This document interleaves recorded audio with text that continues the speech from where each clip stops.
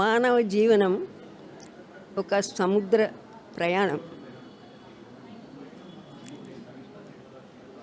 ఓడలో ప్రయాణించేటప్పుడు మనకు ఒడిదుడుకులు వస్తుంటాయి.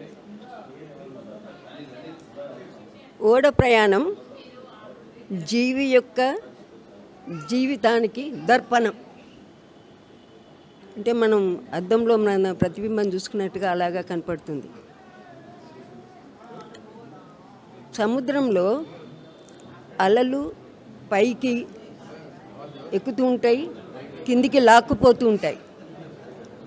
అంటే అటువంటి ఒడిదుడుకులన్నీ అధిగమిస్తూ నావికుడు నావను సముద్రం ఒడ్డుకు చేరుస్తాడు. అలాగే ఈ రఘు అటువంటి ఒడిదుడుకులు, అటువంటి ఎన్నో కష్టనష్టాలు కోర్చి తన స్వయం కృషితో పైకి వచ్చినవాడు. తను పైకి రావడం కాదు, తను చూడగానే ఫస్ట్ చూసినప్పుడు అతనిలోని సౌమ్యత నాకు కనపడ్డది. ఎవరి అబ్బాయి అనుకున్నాను. ఇప్పుడు నవ్వుని చూడండి, ఆ నవ్వు చిగురులాంటి చిరునవ్వు. ఆ రోజు కూడా అట్లే నవ్విండు, నాకు అదే మనసులో అనిపించింది. తర్వాత ఆ ముఖంలో ఉన్నటువంటి నిర్మలత్వం, అమాయకత్వం, తేజస్సు అన్నీ కలబోసుకున్నట్టున్నాయి. అయినా నిశ్చలంగా నిర్మలంగా ఏమీ తెలియని వాటిగా ఉన్నాడు. అప్పుడు మా తమ్ముడు అడిగితే చెప్పాడు అన్నట్టు, ఎవరు ఈ అబ్బాయి అంటే చెప్పారు. వీళ్ళ నాన్న వాళ్ళ అమ్మ నాకు తెలుసు, మళ్ళీ వీళ్ళ అక్క కూడా నా స్టూడెంట్.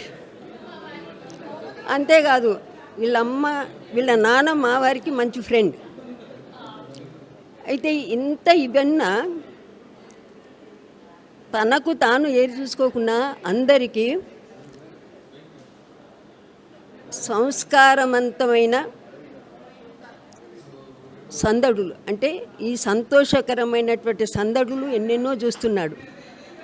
ఎవరి బర్త్డేకైనా మ్యారేజ్ డేస్కైనా అన్నీ తాను సంతోషిస్తూ అందరినీ సంతోషపెడుతున్నాడు. అంటే నా అనుభవం నేను చెప్తున్నాను. తను వచ్చి నా బర్త్డేని నాకే తెలియదు, మా వాళ్ళు చెప్పారు, వీళ్ళు విన్నారు. పాపం 5 minutesలో మా తమ్ముడు చెప్పగానే వచ్చిండు. ఆ రోజు వర్షం ఉంది, నాకు ఇష్టం లేకుండా వీళ్ళందరినీ ఇబ్బంది పెట్టుడు. వచ్చి ఒక్క నిమిషం మాట్లాడండి అన్నాడు. నేను అతని మీద అలిగి మాట్లాడను అన్నాను. కానీ ఆ నవ్వు నాకు చూసిండు, ఇప్పుడు నవ్విండు, అది చూసి మాట్లాడినా. తర్వాత తను ప్రతి తీసేటప్పుడు మనకు తెలియకుండానే మన హృదయంలో పులకింతలు వస్తాయి. అంటే ఆ ఆనందంలో మనిషి మునిగిపోతాడు. అటువంటి ఆనందకరమైనటువంటి సన్నివేశాలు ఇస్తాడు ఇతడు. అంతేకాకుండా సంఘంలో మనిషి జీవించడానికి కొరకు తగినటువంటి శక్తి బిడ్డకు విద్య అనే సుగంధాన్ని కల్పిస్తాడు. విద్య వినయాన్ని ఇస్తుంది, వినయం గౌరవం ఇస్తుంది. అటువంటి అన్నీ ఇతని తండ్రి ఇతనికి ఇచ్చాడు. అంటే పారంపర్య సంపద రఘుకిచ్చాడు. ఆ పారంపర్య సంపదతోటే ఈ విధంగా అన్ని కార్యక్రమాలు చేస్తూ తన కార్యక్రమాలు పటిష్టంగా నిర్వహించుకుంటూ అందరి ఇదే బర్త్డేలు కానీ వెడ్డింగ్లు కానీ నడిపిస్తున్నాడు. అయితే